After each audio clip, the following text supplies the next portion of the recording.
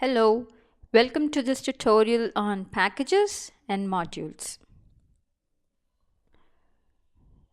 Let's understand packages and modules using some examples. Say for example, I have created a directory in my system called basic math. And this directory has 4 files. And each of these files have an extension .py indicating these files contain Python script or Python code, and each of these files is used to perform a specific task. So, for example, the first file addition.py is used to perform additions on some input variables or input parameters. Similarly, we have the other file subtraction, multiplication, and area performing different tasks. So instead of having the entire code for different tasks in a single file, we have split the code into small parts. And each of these parts is called a module. And a module in Python is a file containing Python definitions and statements. And a module can define functions, classes, and variables.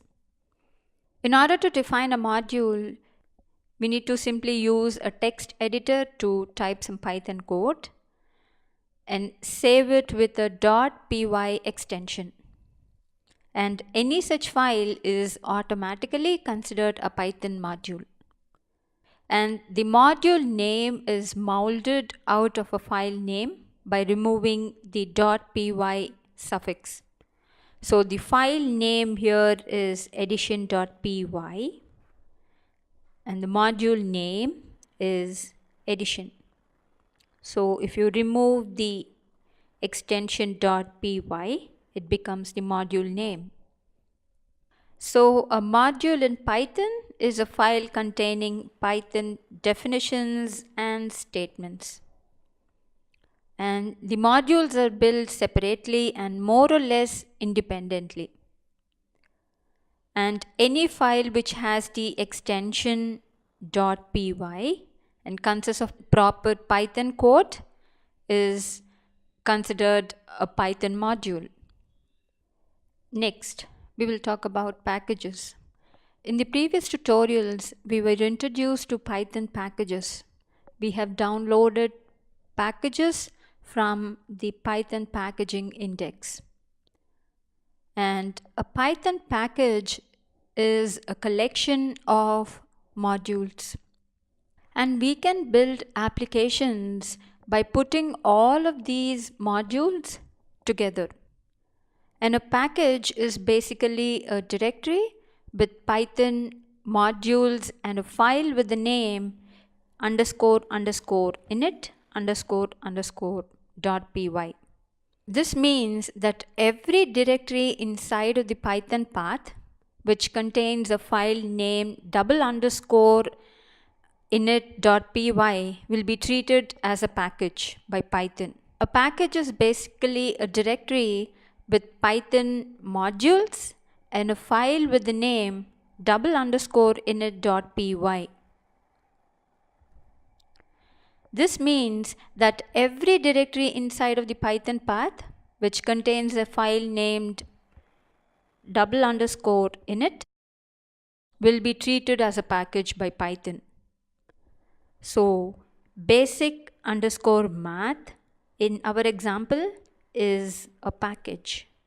And here we have modules in this package. And what does this init file contain? The init file can be left empty, but we generally place the initialization code for that package in this file. We will talk about the initialization code in the upcoming topics. But for now, we must remember that a directory must contain a file named _init in order for Python to consider it as a package. Next, a Python package can have sub-packages and modules in order to further organize the files. And packages can contain nested sub-packages to arbitrary length. So in this example here, we have two sub-packages, and in order for Python to treat these two folders or directories as sub-packages, we have placed the _init file in these sub-packages as well. So Python packages are collection of modules, and these modules cooperate or work together in order to implement a task. Next, Python packages can have sub-packages to arbitrary depth. Next, a directory must contain the _init file in order for Python to consider it as a package. So we have understood what modules and packages are. Now let's go to the next example. So here I have defined two files, a.py and b.py. And in this module B, I have declared a variable z, which is a global variable, and then a function cal. And as you can see, we have not put any function calls to this particular function cal in the module B. Next, I want to access the variables and the functions that are defined in module B from the module A. In the global scope or the global namespace of the module B, we have the attribute z, which is pointing to the object 1. And then we also have the function cal,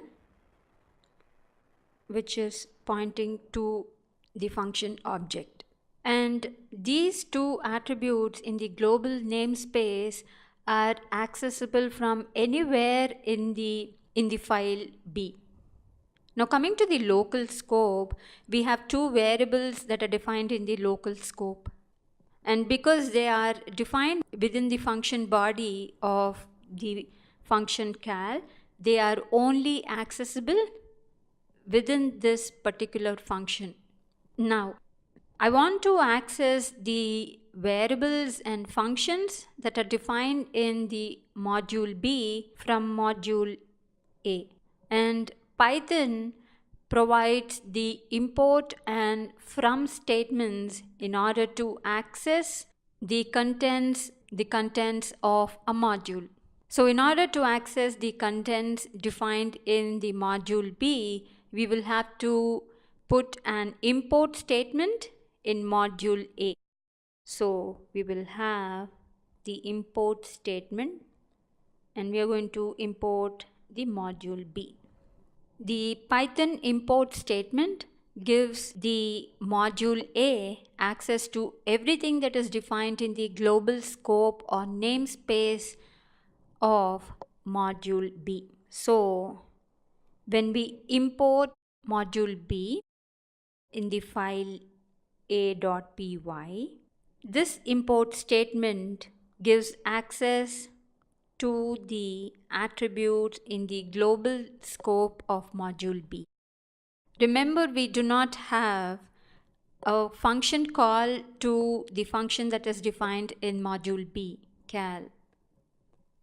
So we have access to the function cal that is defined in the global namespace of module B. And this function can be called from the module A using the dot notation.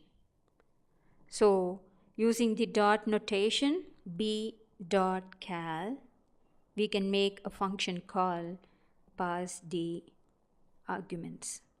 When Python encounters an import statement in a file, it performs a sequence of steps. Now let's see the steps involved when importing a module.